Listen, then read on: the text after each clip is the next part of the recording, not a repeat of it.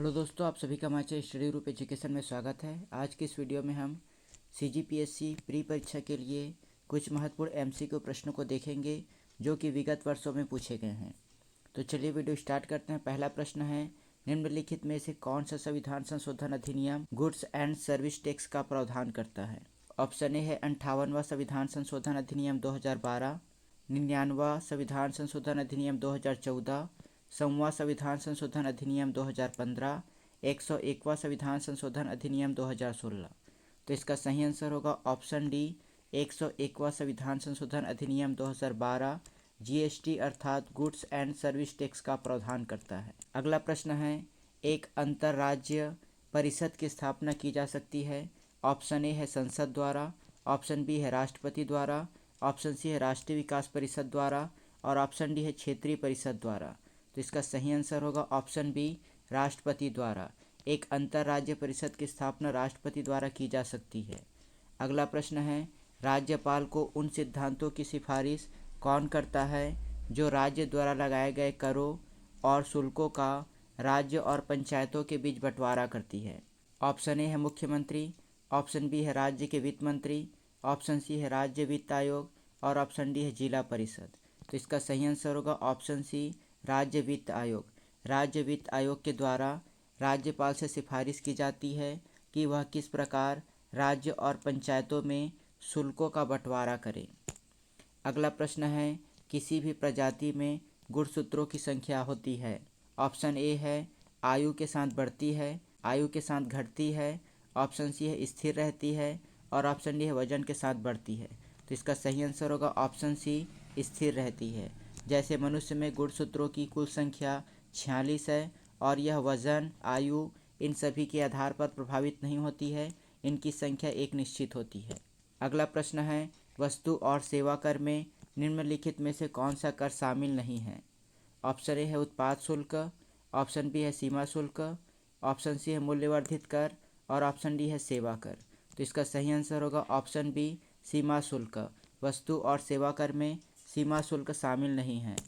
अगला प्रश्न है, निम्नलिखित में से कौन जैव उर्वरक के रूप में उपयोग होता है?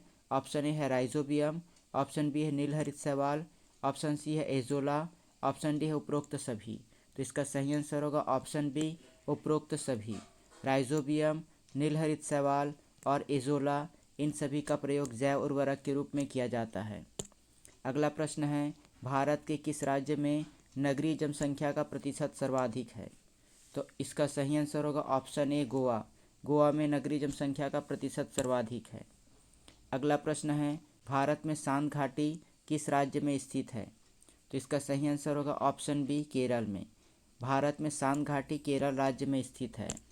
अगला प्रश्न है, भारत में एक राजनीतिक दल का दूसरे राजनीतिक दल में विलय निम्नांकित स्थिति में मान्य होगा। ऑप्शन ए है जब विधान दल के कम से कम 1/3 सदस्य दूसरे दल से विलय में सहमत हो जाएं। ऑप्शन बी है जब विधान दल का कम से कम आधे सदस्य दूसरे दल में विलय को सहमत हो जाएं। ऑप्शन सी है जब विधान दल का कम से कम 2/3 सदस्य दूसरे दल में विलय हो और ऑप्शन डी है जब विधान दल का कम से कम 3/4 सदस्य दूसरे दल में विलय हो। तो इसका सही आंसर होगा कम से कम 2/3 सदस्यों का दूसरे दल में विलय होना मान्य होता है। अगला प्रश्न, निम्न में से किस विषय पर राष्ट्रपति के लिए मंत्रिपरिषद से सलाह लेना आवश्यक नहीं है?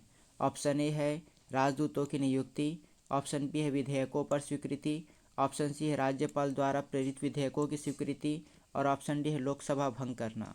तो इसका सही आंसर होगा ऑप्शन बी, विधेयकों की स्वीकृति के लिए राष्ट्रपति को मंत्रिपरिषद से सलाह लेने की आवश्यकता नहीं होती है। अगला प्रश्न है, न्यूटन की गति का पहला नियम जाना जाता है? तो इसका सही आंसर होगा ऑप्शन बी, जड़ता का नियम। इसे जड़त्व का नियम भी कहा जाता है और यह न्यूटन की गति का पहला नियम है। अगला प्रश्न, मध्यकालीन यात्री एवं लेखक इब्न बतूता किस देश के निवासी था? तो इसका सही आंसर होगा ऑप्शन बी, मोरक्को। मध्यकालीन यात्री इब्न बतूता मोरक्को देश का निवासी था। अगला प्रश्न है, छत्तीसगढ़ राज्य ग्रामीण बैंक किस बैंक के अंतर्गत कार्य करता है? तो इसका सही आंसर होगा option B, state bank of India. Chhattisgarh Rajya Gramin bank state bank of India के अंतर्गत कार्य करता है। अगला प्रश्न है, भारतीय यात्रा में फाहियान ने एक अस्पताल का उल्लेख किया है, वह स्थित था। तो इसका सही आंसर होगा ऑप्शन डी, पाटलिपुत्र।